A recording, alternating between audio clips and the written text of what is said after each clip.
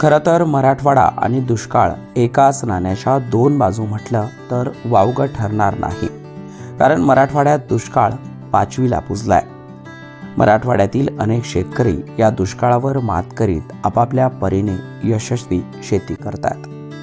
धाराशिव जिल्ह्यातील भूम तालुक्यातील ईट येथील ईश्वर देशमुख यांच्याकडे 6 एकर शेती आहे। त्यातील केवळ 2 एकर क्षेत्र बागायती होते। उर्वरित क्षेत्र कोरडवाहू असल्याने त्यातून फारसं उत्पन्न हाती लागत नव्हतं। त्यांच्या शेतात अनेक वर्षांपूर्वी स्टोन क्रशरसाठी खड्डा खोदण्यात आला होता। खोदण्यात आलेल्या या खड्ड्यात पावसाचे पाणी साचलेल्या या पाण्याचा सदुपयोग करण्याचा त्यांनी निर्णय घेतला आणि आपल्या 5.5 एकर क्षेत्रावर ठिबक सिंचनाच्या माध्यमातून त्यांनी ऊसाची लागवड केली आहे। तर आपण जे माझ्या पाठीमागं हे खदान पाहताय तर हे खडी क्रशरसाठी जो दगड लागत होता तो दगड काढल्याच्या नंतर हे जवळपास 16 गुंठ्याचं क्षेत्र आहे आणि हे तयार झालेल्या क्षेत्रात नैसर्गिकरित्या ह्या माळाहून वाहून येणारं पाणी ह्यात पावसाळ्यात साठतं आणि ह्या पाण्याचा वापर नंतर ज्यावेळेस आपल्याला पाणी कमी पडतं मार्चच्या नंतर त्यावेळेस आपण ह्या पाण्याचा वापर ऊसासाठी किंवा इतर पिकासाठी करतो। या खड्ड्याची रुंदी 70-75 फूट ते रुंदी आहे 300 फूट आणि खोली जवळपास 20 ते 25 फूट आहे याची।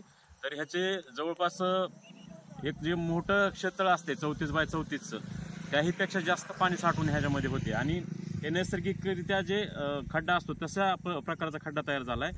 हे पूर्ण कडक पाषाण असल्यामुळे ह्याच्यातून पाणीही पाझरत नाही, ह्याला कुठलंही मेंटेनन्स नाही आपल्याला। गेल्या वर्षी एवढा प्रचंड दुष्काळ असताना देखील तुम्ही जो माझ्या मागे ऊस बघताय तो आपण जिवंत ठेवला गेल्या वर्षी।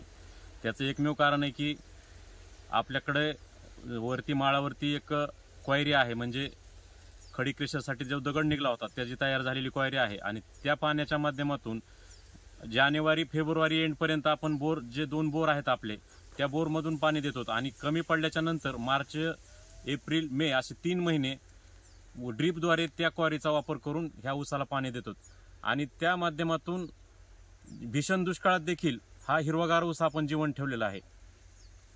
तसेच त्या पाण्यावर आम्ही इतरही फळझाडं जगवली आहेत। भरपूर प्रमाणात आंब्याची झाडं आहेत, नारळाची झाडं आहेत, चिकूची झाडं आहेत, आणखी इतरही पेरू आहे, अशी बरीच झाडं आहेत आणि ते झाडं उन्हाळ्यात आम्ही टवटवीत ठेवली होती। तर मी माझं तरुणांना आव्हान आहे की आपण कसल्याही परिस्थितीवर मात करून आपल्याकडे आहे त्या साधन सामुग्रीमध्ये आपण त्याचा योग्य वापर करून योग्य नियोजन करून काटकसरीने पाण्याची बचत करून आपण शाश्वत उत्पन्न देणारी शेती करू शकतो। जानेवारी महिन्यानंतर शेतातील बोरवेल कोरडा पडतो तेव्हा या खड्ड्यातील पाण्याचा ऊस पिकासाठी ते वापर करतात। ठिबक सिंचनामुळे पाण्याची मोठी बचत होते। इतकंच नाही तर पावसाळ्यात वाहून आलेलं हे पाणी पुढच्या पावसाळ्यापर्यंत ते वापरतात। पाणी खडकात साचत असल्यामुळे पाणी पाझरत नाही, त्यामुळे खड्ड्यातील पाणी ऐन कडाक्याच्या उन्हाळ्यातही त्यांना शेतीला वापरता येते। आता त्यांच्याकडे 5.5 एकर ऊस व काही फळझाडे देखील आहेत। तर एकरी 60 टनापर्यंत ऊसाचं उत्पन्न घेणारे शेतकरी म्हणून देखील ते परिसरात परिचित आहेत। खरं तर प्रतिकूल परिस्थितीवर मात करण्यासाठी आहे त्या गोष्टींचा सदुपयोग करता आला तर आपण नक्कीच बदल करू शकतो।